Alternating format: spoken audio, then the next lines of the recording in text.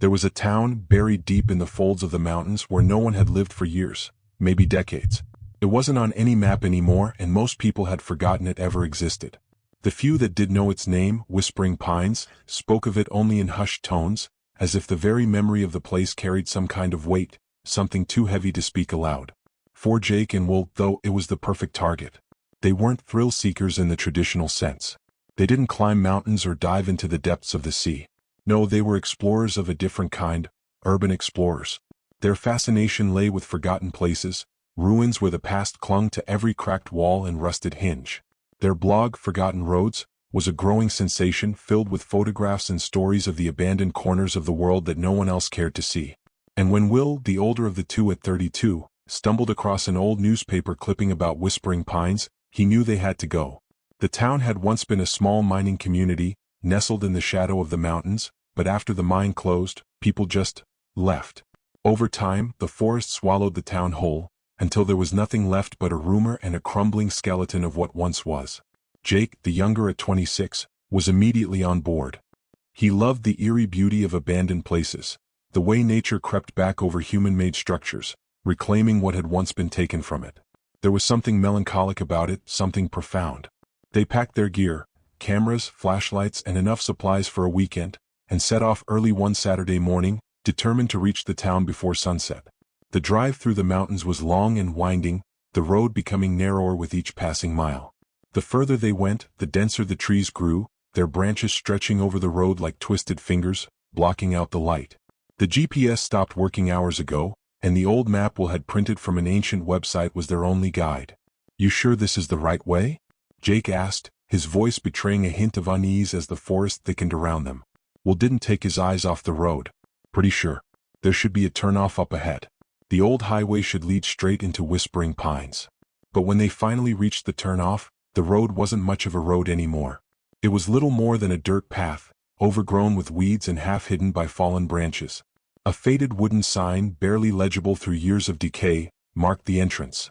Whispering Pines, population 242. "Well, this is it," Will said, pulling the car to a stop.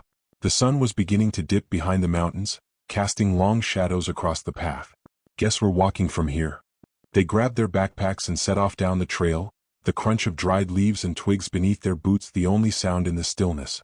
The air was cool, and a thick fog began to roll in, weaving its way through the trees like a living thing. As they walked, the forest seemed to grow quieter, the birds no longer singing, the wind no longer rustling the branches. After nearly an hour of hiking, they crested a small hill, and there it was, Whispering Pines. The town was barely visible through the fog, just the faint outlines of buildings half hidden by overgrown vines and towering trees. What had once been streets were now narrow pathways choked with weeds and debris. The houses, small and sagging, leaned precariously to one side, their roofs caved in and windows shattered. Nature had reclaimed this place, swallowing it piece by piece. "This is amazing," Jake whispered, his voice filled with awe as he raised his camera, snapping pictures of the scene before him. Will nodded, his eyes scanning the town. "It's perfect. Completely untouched." They descended into the ruins, the fog thickening as they moved deeper into the heart of the town. The air felt heavy, like the town itself was pressing down on them, suffocating them with its silence. Every building they passed seemed on the verge of collapse, as if one wrong step would send the entire place crumbling into dust. Jake stopped in front of what must have once been the town's general store, its sign barely hanging on by a single rusted nail. He crouched down, running his fingers through the dirt at his feet. "Look at this," he said, pulling up an old rusted tin of what used to be canned food. "This stuff's ancient." Will stepped into the store, his flashlight cutting through the gloom. The shelves inside were empty, save for a few crumpled boxes and glass bottles coated in dust. A musty smell filled the air, thick and cloying. It felt like stepping into a tomb. "This place is a gold mine," Will said, his voice echoing off the decaying walls. "Imagine what we'll find deeper in." They continued their exploration, moving from building to building. There was something off about the place, though neither of them wanted to say it out loud. The deeper they ventured, the more the town felt wrong. It wasn't just the decay or the eerie silence, or even the oppressive fog that clung to their skin. It was something more. An uneasiness that gnawed at the edges of their minds, something they couldn't quite put their finger on. The town was too quiet. Jake noticed it first. He was crouching in the overgrown yard of what might have once been a schoolhouse, sifting through a pile of debris, when he paused, glancing around. "Do you hear that?" he asked, standing up slowly. Will looked up from the crumbling remains of a fence he was photographing. "Hear what?" "Exactly," Jake said, his voice low. "There's nothing. No birds, no insects. Not even the wind." Will frowned, realizing Jake was right. The air had gone completely still. The oppressive silence weighed on them, pressing down with an almost physical force. He tried to shake it off. "It's an old place, man. Probably just the way the land settled." Jake didn't look convinced, but he shrugged it off, returning to his work. As they explored, the sun sank lower, casting the ruins in a pale, ghostly light.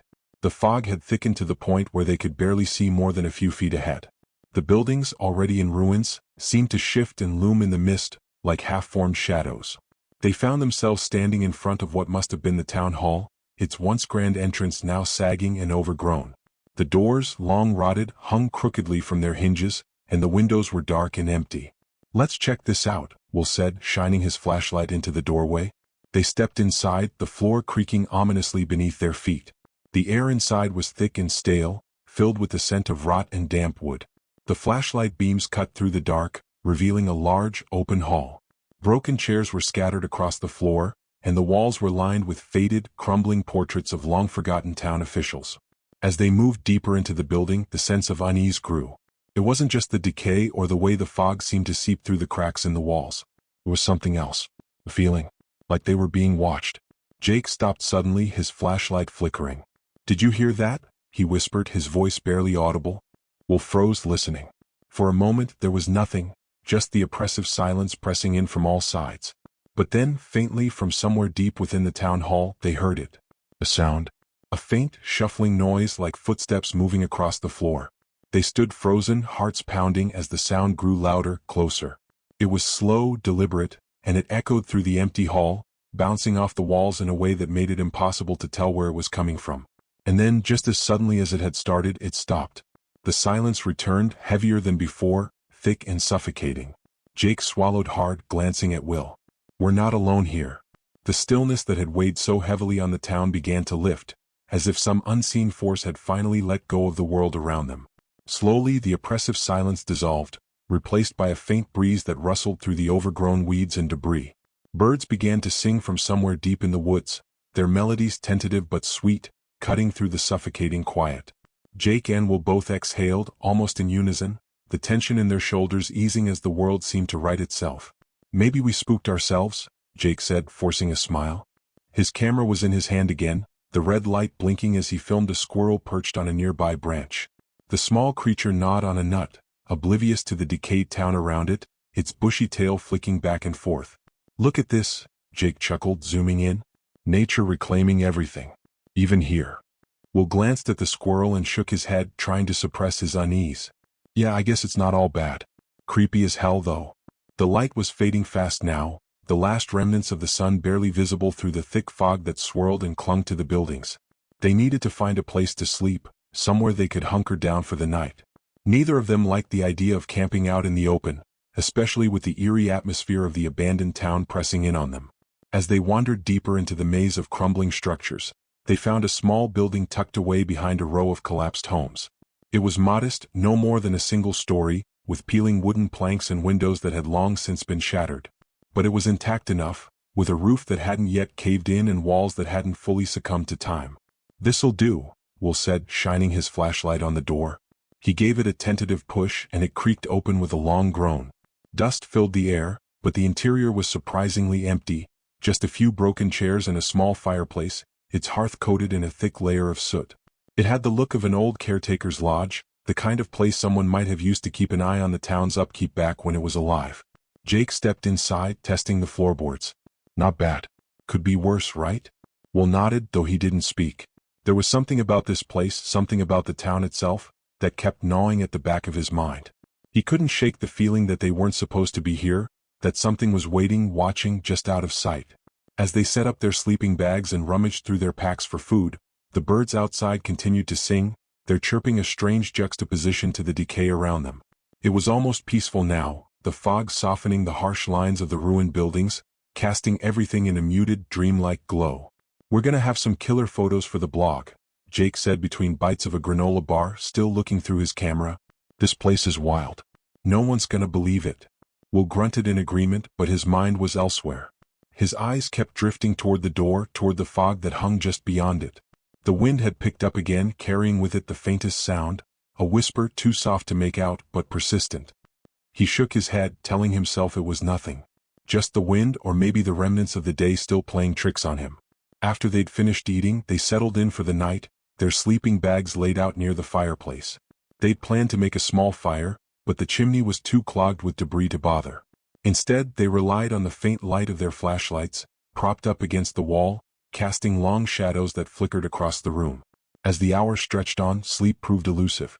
Will lay on his back, staring up at the ceiling, listening to Jake's soft breathing beside him. Every so often he thought he heard something. Footsteps? No, just the creaking of the old building. But then there it was again. A whisper. He sat up, heart pounding. This time he was sure of it. The sound was faint but unmistakable, a soft, hushed voice drifting through the walls, so quiet it was almost as if it was coming from inside his own mind. "Jake," he whispered, nudging his friend with his foot. Jake stirred, groggy. "What?" "Listen." For a moment there was nothing. Just the distant sound of the wind outside, rustling through the trees. But then, slowly, the whispering returned, louder now, more distinct. It was a soft murmur, like the wind trying to speak, but with words that were just out of reach, just beyond comprehension. "Do you hear that?" Will asked, his voice barely above a whisper. Jake sat up, his face pale. He didn't say anything, but the look in his eyes told Will that he had heard it too. Without a word, they both grabbed their flashlights and stood, moving cautiously toward the door. The air inside the building had turned icy cold, a chill that crept up their spines and settled in their bones. The whispering grew louder as they stepped outside, the fog now thick and impenetrable, swirling around them like a living thing. "What the hell is that?" Jake muttered, shining his flashlight into the fog. The whispering seemed to come from everywhere at once, echoing through the empty streets. It was as if the town itself was speaking, its voice carried on the wind, beckoning them deeper into the mist. And then, out of the corner of his eye, Will saw something, a movement, just a flicker of motion in the fog. He swung his flashlight toward it, his heart hammering in his chest, but there was nothing there. Just the dense fog, swirling and shifting in the pale light. "We need to figure out where this is coming from," Will said, his voice trembling. Together, they moved cautiously through the fog, the whispering growing louder with each step. It seemed to pull them forward, guiding them down the narrow paths that had once been streets. The buildings loomed on either side, their skeletal remains hidden in the mist. The air was thick with the scent of damp earth and rot. After what felt like hours, they reached the edge of the town, where the ground sloped gently down into a small, overgrown clearing. The whispering was louder now, almost urgent, and as their flashlights cut through the mist, they saw it. A small cemetery hidden behind the ruins of what must have once been a church.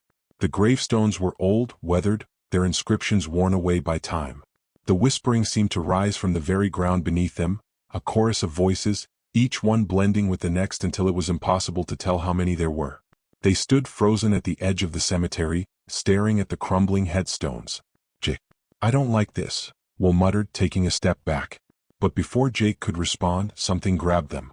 Hands, cold and strong, clamped down on their shoulders, yanking them backward with such force that they stumbled, their flashlights falling to the ground. Panic surged through them, but as they turned to fight off their unseen attacker, they saw nothing. The hands were gone. The fog swirled around them, thick and suffocating, but there was no one there. They were alone. But then as they caught their breath, they saw them, two graves freshly dug in the center of the cemetery. And on the headstones, carved deep into the stone, were their names. Jake O'Connor, one read. William Carter, read the other. Jake's blood turned to ice, his mind reeling. No, this can't be real. But it was. The earth around the graves was freshly disturbed, as if someone had just finished digging them. Their names glistened in the pale light of their flashlights, as though the stone was mocking them, taunting them with a future they could not escape. Suddenly the whispering stopped. The fog thickened, pressing in on them from all sides, and the darkness around them seemed to grow deeper, more impenetrable.